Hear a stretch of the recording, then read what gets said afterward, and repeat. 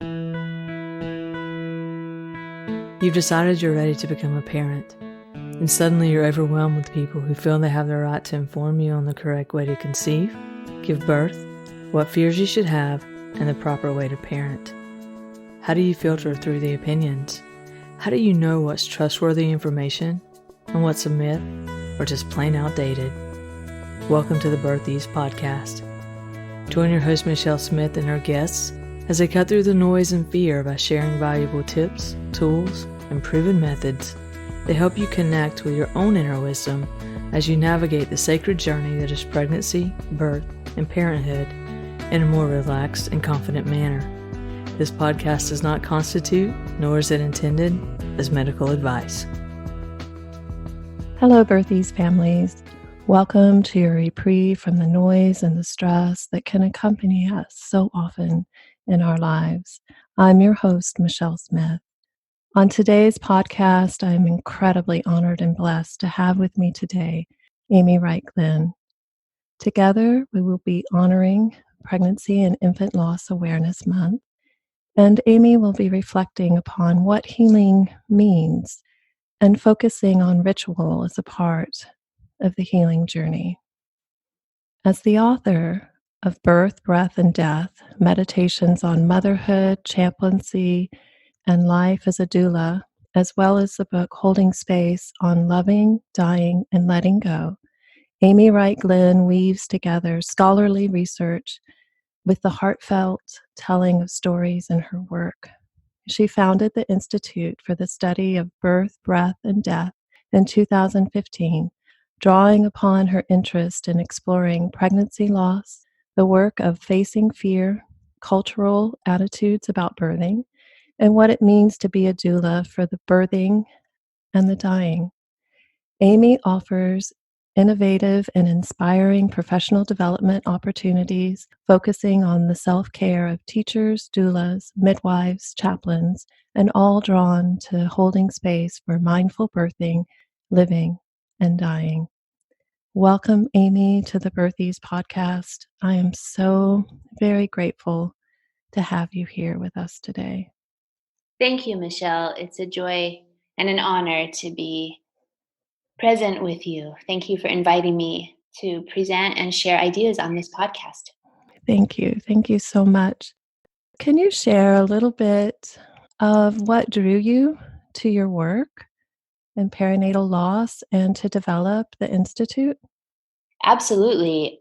I was drawn to doula work through my sister, birth doula work. And I share that story in the book, Birth, Breath, and Death. My sister, Rachel, came to live with me in the final trimester of her first pregnancy and asked if I would be her birth partner. And it was a question that really was powerful because I had never imagined being someone's birth partner up until that point. And I felt like I needed a birth partner to be a good birth partner because I didn't know what I would be doing fully. So I spoke to the librarian at the school where I was teaching, and she said, "Amy, I think you might want to hire a doula." And that was the first time, Michelle, I ever heard that word, a doula. I said, "Well, what is that?" I thought even it was one word, a doula. Like I didn't realize it was a doula. So I learned so much through that important conversation. I came back to my sister that evening and said, I really want to ask you, would you be open if I hired a doula to help us through this? And she smiled. She said, "Amy, I don't need a doula. I have you." And I said, "Well, I need the doula." So the entrance into birth work came through that door of supporting my sister. And in the process of her delivery, I remember the midwife looking at me and saying, "You would be a great doula." And I had tears flood, just tears. And I thought, oh, that touched something deep in my spirit. I need to listen. And that was the beginning of my path, into birth doula work. And through that process, I became really interested also in death work. And at that time, I hadn't heard the term death doula. I hadn't yet seen the term doula apply to death yet. But I had heard of chaplaincy training programs, and my background academically is in the study of world religions and comparative philosophy. So I applied at a hospital near where I lived. It was a level 1 trauma hospital, to enter their hospital chaplaincy program, and was accepted. And that year really transformed my life in so many wonderful, powerful, deep ways. And it gave me the chance to see, wow, the skill set of what it means to be a quality, well-trained, confident, compassionate doula really also dovetails beautifully with what it means to be a quality, compassionate, well-trained, confident chaplain. And I became interested in the intersection of the two. And one day on call as a chaplain, I was called to the NICU. And whenever chaplains are called to labor and delivery or NICU, it's usually because something really hard has happened. And I was present for my first perinatal loss. And I realized in that moment the skill sets were bleeding and merging and forming something new together. That my work as a birth doula and my knowledge about birth and supporting a couple through birth, and then my knowledge as a chaplain, being able to hold presence for grief, we're forging new synapses in my heart and brain. And I realized in my birth doula training, while we had touched on perinatal loss, it really was a touch, Michelle. It was an important touchstone, but it was not an in-depth exploration. And I thought to myself, if this had happened on my watch as a birth doula, I felt like I would have been somewhat a deer in the headlights if I hadn't had my chaplaincy training. And so because of the chaplaincy training, I felt like confident and capable as much as I could be in that moment in my first experience to really offer the best of what my skills were at the time, to hold space for this mom and her husband and their baby. And that was the seed. When you ask what was your introduction into the work of perinatal loss, it was the organic coming together of two skill sets, two trainings, two paths, but seeing that they have very deep overlap, and being called to serve a family when birth and death meet. It opened something in me. And I began to study this, read about this, be very interested in this, and then realize I could actually teach this. I could actually offer a training geared to people who support families through birth but then encounter bereavement, right? Or geared for people who work with people in bereavement and are encountering birth. And that's the beginning, really. And the Institute formed later, but the seeds planted with perinatal loss and that study go back to my chaplaincy training days. Yeah, I think it changes you in a very deep and powerful way, those of us that are called to be in both of those worlds of birth and death, because there are so many similarities that overlap. How do you want to be born? How do you want to pass? Where do you want to be? Do you want to be at home? Do you want to be in a center? Do you want a hospice center? Do you want to be in the hospital? There's so many overlapping similarities, and it's powerful work. It really is. Yes. Yeah, yeah, and it's important work. And if anyone listening out there is a doula or a birth worker, I highly, highly recommend Amy's courses. They are so compassionate and caring, and they will move you in ways that you may not have realized they were going to. So, in this work, I know that you wanted to touch on what healing can mean, because I found in my experience in this work, so often people think that those that are grieving, that they need to be fixed, or they're broken, or their journey's taking too long. Can you touch on that a bit? Absolutely. I'll do my best, Michelle. Healing is a very important term that we use often, not only for the physical body, like my son recently fell off his bike and he hurt his knee. And so, oh, it's healing. The body has this power to heal physically in so many ways that it's really remarkable. Even bones can grow back together. There's powerful healing in the physical self. And then applying that to the emotional, mental, spiritual realms, which also are very real, but we don't see with our physical eyes, but we see the effect of wounding or harm or loss. And so often people think, well, healing might mean the mind, the spirit, or the emotional self will return to what it looked like before, right? That there's going to be some kind of return to the normalcy prior to the loss or prior to the pain, prior to the difficulty. And what I would like to remind listeners and all of us, really, even reminding myself as I say this, is that the work of Alan Wolfelt in his studies on bereavement, and he's based in Colorado, and he's the founder and director of the Center for Loss and Life Transition.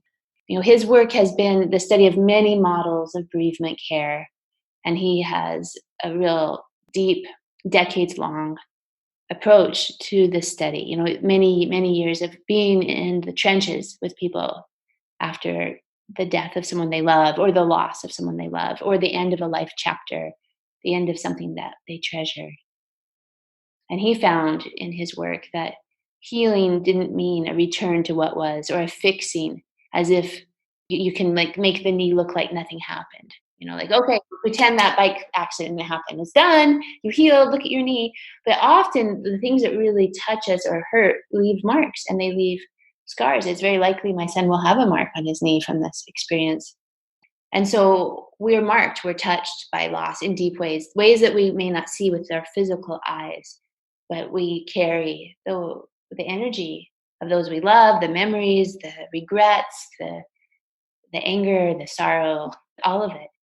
And so he argues that one method of approaching grief, what he calls the managed medical care model, is actually a disservice to all of us, because we all know grief. We're all bereaved in some way.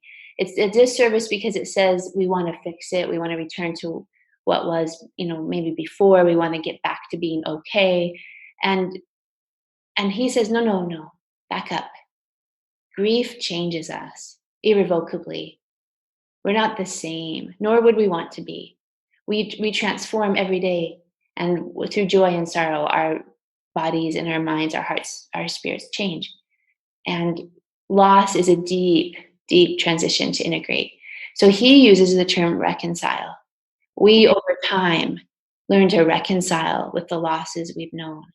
But this may take many, many years.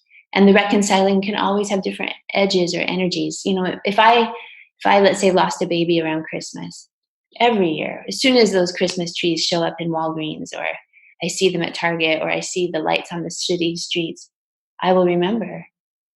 And sometimes those symbols are put up even before Halloween. Like, I see Christmas things up already, and it's not even Halloween. So these memories are going to get triggered in new ways every year. And so there's a reconciling, not a forgetting, not a pushing back, not a, oh, that didn't happen, I'm healed now. It's more, I make room for this new me.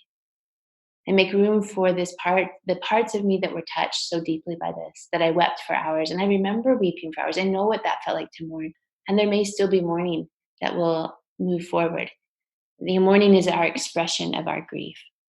And so, Michelle, when you ask, about healing, the way I have come at this point, I'm 45. I'm a single mom of a beautiful boy. I've known miscarriage. I've known divorce. I've known the loss of my own mother to a mental illness struggle. I've touched different types of losses in my life. And when I think of healing, I think of it as an ongoing journey to keep my heart open, to be present and compassionate, and to learn how to hold with as much courage and strength as I can, and softness, so that I can reconcile those places in me that still are sad from all of those places that were hard.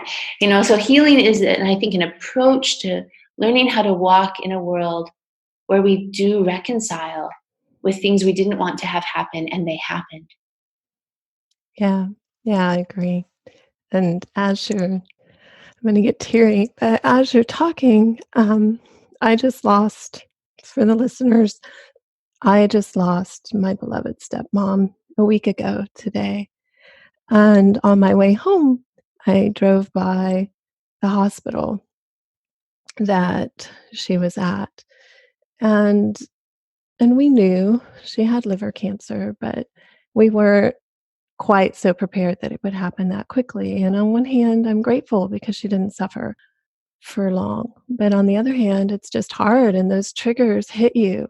And I'm so grateful that I know enough doing this type of work just to let myself feel it and know that the hospital is a trigger and just be with it and not try to shove it down or make it bad and wrong and just honor it.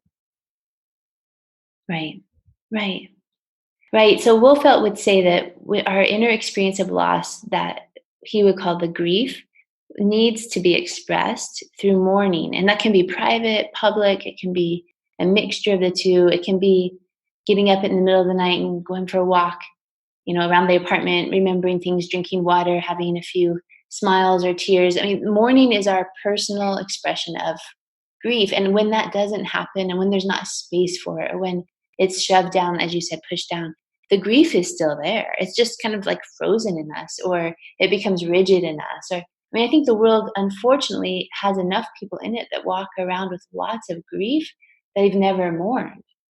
And all that frozen energy, all that frozen life force that's waiting to be opened again and to flow. And while that's a painful thing at points to feel, to de-thaw the hurt, there's then the freedom that comes from actually being alive again. To feel joy, to feel sorrow, also opens us to feel wonder and joy and awe.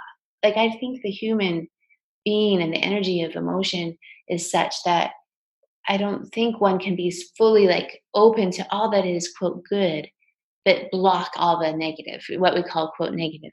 Because those two things, birth and death are intertwined, joy and sorrow are intertwined, love and loss are intertwined. And even if we'd like to separate them in this world, as far as we know, in this mortal world of change and vulnerability and violence and loss and beauty and tragedy and hurt, all of it is so intertwined with a human experience. I think it's so beautiful what you shared, and your tears are a model to all your listeners that you're able to hold space for your own powerful mourning. This is a very recent loss for your family, Michelle, and my heart goes out to you. This woman meant a lot to you and your children and your dad, and I'm sure she's had a big impact in her community. And to really honor her life and her death will bring often a lot of tears. Yeah, I'm letting myself cry Mhm. and also finding moments to be joyful and knowing that it's okay to be joyful. And because sometimes in our grief, we can get stuck in, oh, I shouldn't be happy because my loved one's gone, or I just lost my child and it doesn't feel right to have any joy. And I think that's part of the process as well. Yes, yes. And this month, to honor Pregnancy and Infant Loss Remembrance Month, to honor this month is a real pioneering effort on the part of those who organize the speeches and the gatherings and the walks. And for all the families who don't go but know it's happening, there's a relief, at least I think, somewhere that it's happening. It's no longer just this silent pain, but that we lift up and say, miscarriage happens, stillbirth happens, infant loss happens. We have this place now, this public space in our parks, in our streets, in our art, in our social media, to say this happens. And let's learn some skillful means with regard to how to best support the families who are impacted by this devastating loss. Yeah, I think it's a loss like no other. Personally, to lose a child, it messes with our order of things a bit. And I don't think there's not really anything you can do to prepare for it. Some childbirth educators feel that we should really prepare parents for the possibility of a stillbirth. But I think for most people, that fear is kind of underneath there. And even if you attempt to prepare somebody, unless you've experienced it, you just, there's no way to prepare, I don't think. Yeah, that's a good point. I mean, preparing also could connect to all those different levels.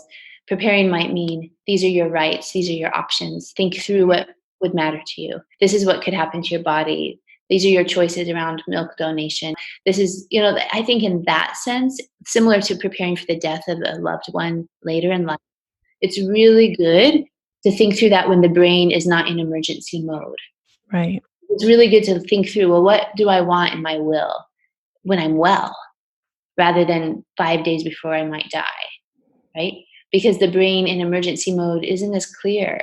And often when stillbirth occurs, even if it's a known fetal demise, even if it's known to be this beautiful child has a disability or a disorder or some type of disease will make it impossible to live outside of the womb, even when that's intellectually known, it's still a shock to the family. And so to have some preparation beforehand can give that family a sense, well, we did put some of our best thinking towards this.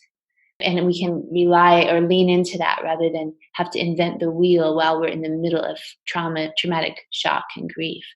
So I think you're right. Nothing can prepare one, but we can, just like nothing can prepare one for the loss of a loved parent. But with my dad, I can sit with him while he's living and say, what matters to you, Dad? What matters? And I don't have to try to imagine it because I never talked to him about it. Right. Right. I do think that as I've worked with some parents that were aware that they were going to be losing their child and chose to carry out the pregnancy.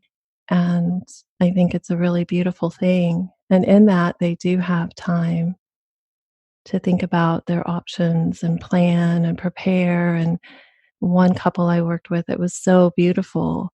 But even in that moment, there's still that hard grief that is present.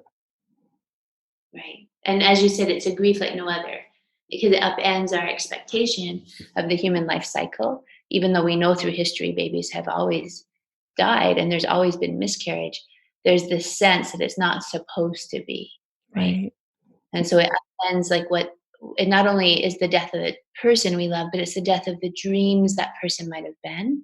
It's the death of what could have been, the memories we could have had when that child was 2 or 10 or 15. All of that goes, not just the body of someone we love, but all of the projected future hope too. Yeah. Yeah. That's, I believe, what we're mourning too. Even as you're saying that, I'm thinking, yeah, my mom won't see her great grandchild grow. And you mourn that as well, that connection and the future together and those memories and that love. Right. So, in the grieving and mourning process, what are ways that ritual can help with that, have you seen? And I don't think we have enough here in the States. I really don't. I think there's too much silence, and that's part of the problem. Hmm. Thanks, Michelle, for asking that question. And it connects to what we were saying about mourning as the expression of our grief. And mourning can be extremely varied. Some people may find through writing, they're able to mourn most effectively to express their loss and grief. Others through dance. Others may want to get a tattoo. There may be 5 or 6 things over time people choose to feel into. How do I honor this loss? How do I remember my son or my daughter? And I've seen people use a wide range of both public and private ritual, both religious and secular ritual, from things to like painting the fingernails of the living children and the fingernails of the stillborn child as a way to link the children together with a physical ritual. I mean, rituals, I think, are most intense for our memory systems when they involve the body. So we can do something that's involving the body's senses. So singing, chanting involves more than just thinking, right? We're hearing ourselves, we hear others, we hear song, and then that brings memory. Moving the body, whether it's standing up to pray or kneeling, or if it's a dance, or if it's building a fire outside in the backyard, or digging a hole to plant a tree and plant the placenta, or plant perhaps the little one's body. If it's a physical act, usually the brain will code it in more than one place because you're using more than one sense. And then that expression of mourning is remembered on a deeper level. So I would say ritual has a tremendous power to both harm and to heal with regard to this topic. And in some traditions, the harming might be that, oh, your baby wasn't baptized, couldn't be buried in this part of the cemetery. That's in the past. For the Catholic tradition, different now. But we have examples where the loss was silenced or minimized. Oh, it wasn't really a baby, or the child was, was such a painful loss for the family. It becomes like the child that was never talked about, right? And so, how to have a ritual when people don't even want to talk. So, ritual can give a space for the beginning of talking. It can give a space for the beginning of storytelling or remembering. I've had people take my training who don't work with birth at all, but who work in hospice and who found that some of the patients in hospice were remembering stillbirth or infant death from 50 years ago or longer, and trying to make sense of it still, to reconcile that still. And so it's never too late to have a ritual of meaning, to have the body code and the brain code and action that expresses the grief.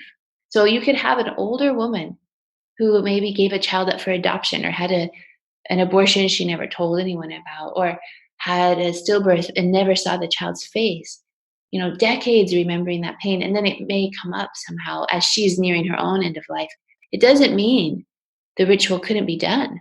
Some kind of letter writing to the child, or some kind of remembering walk, or some way to say, I honor this pain and I remember this person, and this person changed me. And my life is different because I loved and I lost this person. And I want to express that somehow. So it's not frozen in me anymore. Right. I think that's so powerful. Thank you for sharing all of those ways to honor that grief. And I do feel it's so important to move it somehow so that it doesn't become frozen within us.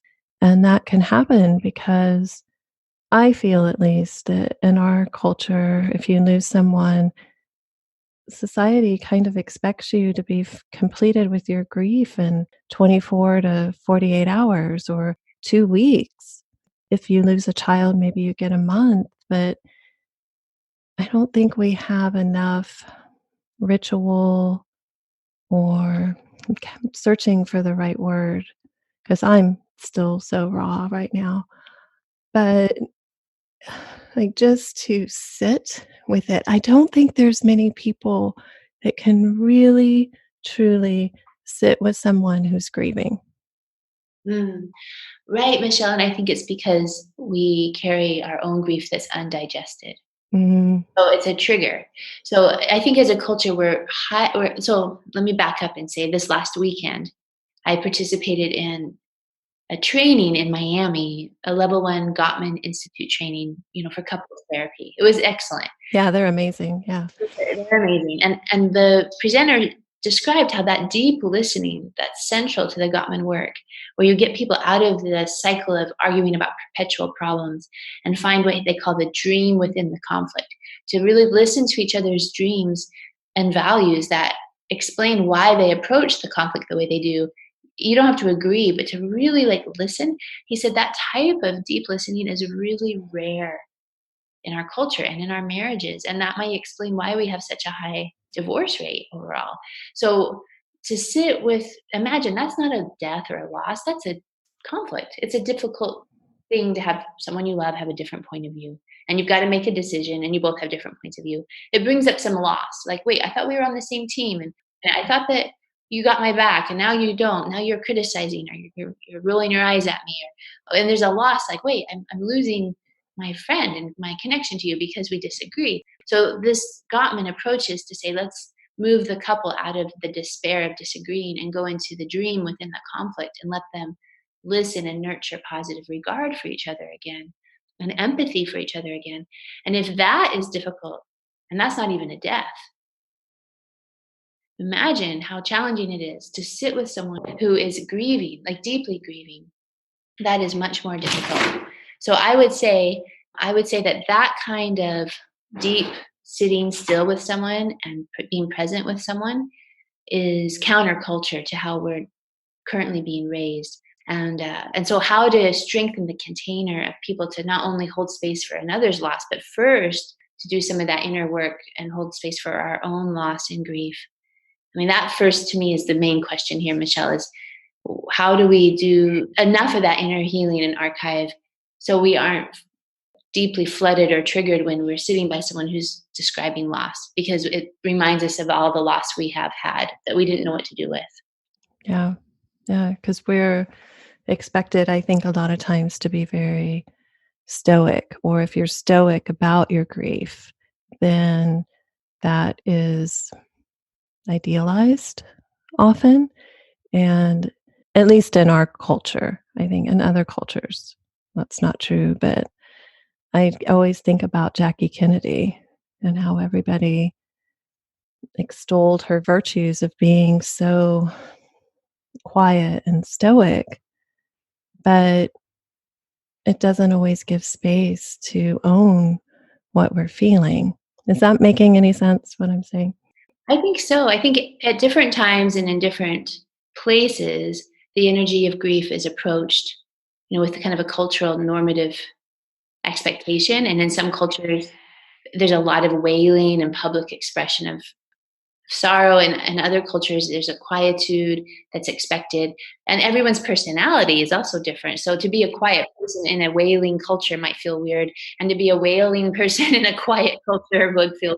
So I think what we do best is to say we honor each person's mourning that's genuine to their own being. And because what's genuine will bring that reconciliation, right? We can't reconcile when we're using models that don't feel genuine to ourselves. Yeah, yeah. And I think finding those resources to support us in our grief are really important as well. A lot of my couples that I've talked with, seeing a therapist, having a good chaplain, having that person that can just hold that space and let you talk makes such a difference in that Yeah. healing. Oh, huge, huge. Yes. To companion well is an incredible life skill that I think we can always refine and learn and grow. And I also think people who have done it for many decades are always growing and learning too. And there needs to be, I read a recent article by Henry Frisco Weiss. He's the co-founder of the International End of Life Doula Association. Beautiful. And it's all about what he would call mistakes made in the process of holding space or being present with the dying, and how that's a part of it too. Like what we think might be our mistakes and maybe some of the things we say or how we show up, to make room for our own vulnerability, that it's not done perfectly, even by the people who've done it for 40 years, and that somehow there's a perfection in that imperfection. I'll have to send you the article, Michelle. It's beautiful. And there's a real humility in it, from someone who's a key pioneer in this work. I would love that, because I have found what's comforting for one person isn't for another. Someone may really think of their baby as an angel, and that's so comforting. And for other people, it's insulting. And sometimes, again, like you say, no matter how much experience you have, we don't always know what that person wants and needs, but we can follow their lead as best we can. Sure. And that's where that listening comes in as the primary mode of holding space or companioning. It's a lot of deep listening and reflecting back, and not just parroting back, but to really feel. I hear you say, I feel this sorrow, to be empathetic to another's pain, and to also know how to self-care as those of us who hold space, those of us who do provide this kind of support. It's essential.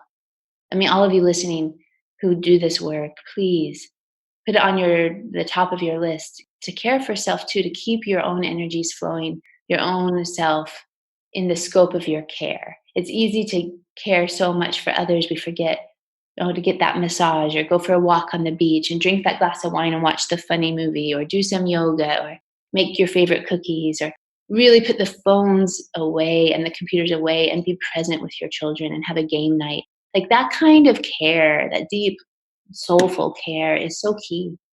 Yes, I agree. So if you have one or two pearls of wisdom, something that you would like to share with either a birth worker or someone that is walking through the loss of their child, what would that be? Mm. Slow down and be gentle with yourself. Yes, yes. Yeah, that's what it would be. We don't need to rush. I think when we lose people we love, it feels like an emergency. I mean, we can feel frozen and then feel like it's an emergency all at once.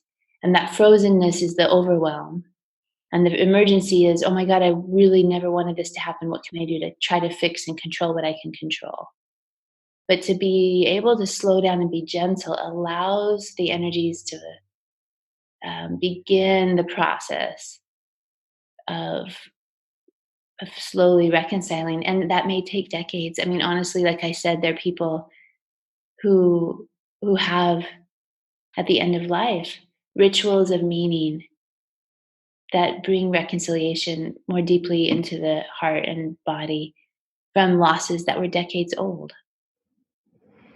Yeah. It's never too late to honor our grief. And I feel like what you said too, not to rush it, is so important. And to honor how long you want to be with your loved one. Like even in the ER, I think I could have stayed with my mom a little bit longer than my dad, but I think in my staying longer, it gave him permission to stay longer with his beloved. But you kind of feel this pressure of, oh my gosh, are we taking up the room?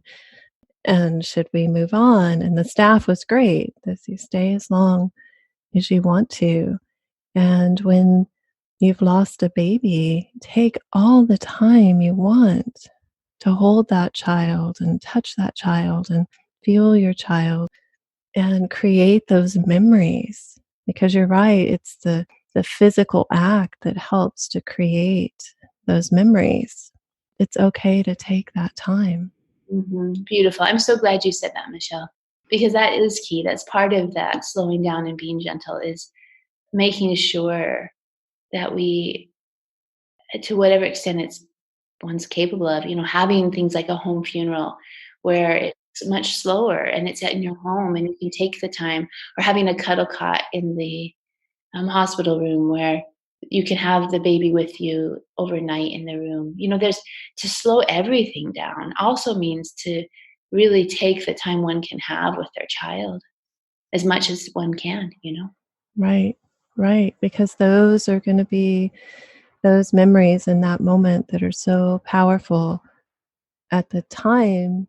I've noticed, and not everybody is ready to do it, but they're not quite sure. They're uncertain. They may not even know if they want pictures, but then once the initial shock kind of wears off, those memories, that piece of clothing, that little lock of hair, those photos become that link with Mhm. your loved one. Right.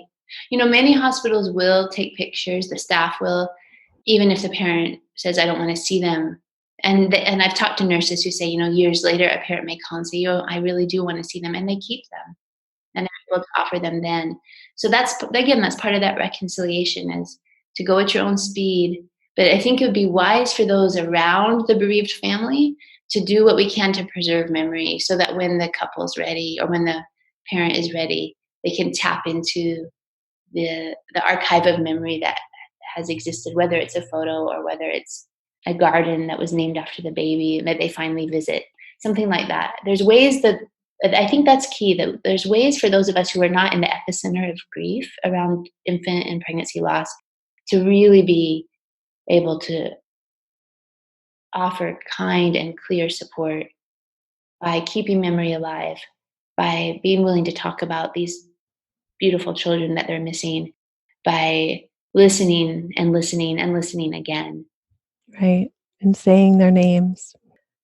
So, is there anything else you might want to share before we close this beautiful time together? Well, I want to thank you, Michelle, for your work in this world. Thank you. Your beautiful heart and the good you do. And I appreciate you. And a lot of people appreciate you. So I just want to thank you. That's very important for me to say. And I would highly recommend those listening to, get to know Michelle more and get to know her work more and to benefit from her presence in your lives. And then when it comes to my work, if anything I've said on this podcast has helped you or been interesting for you or provoked an emotional or mental curiosity to study more with me, you can find my work on www.birthbreathanddeath.com. On that website, there's trainings not only for pregnancy loss, but also relating to what it means to love and lose and love and die and love and hold space around all kinds of loss. So if this has been helpful to you in any way, you can go deeper through my work, and certainly you can go deeper through Michelle's work. So I just want to lift you up and say thank you. Thank you. Thank you. I feel like I shared with you, I feel so blessed that this was the time of our interview. And do reach out to Amy. She is an incredible resource and one of the most loving and compassionate people that I've ever trained with or worked with. So thank you for being with us. Thank you for saying that, Michelle. Thank you. You're welcome. And thank you, families, for listening. For more great conversations like these, or to find out more information and access Michelle's library of amazing guests, go to birtheaseservices.com/podcast. For more information on the Birth Ease method, Michelle's classes, meditations, and other services, go to birtheaseservices.com.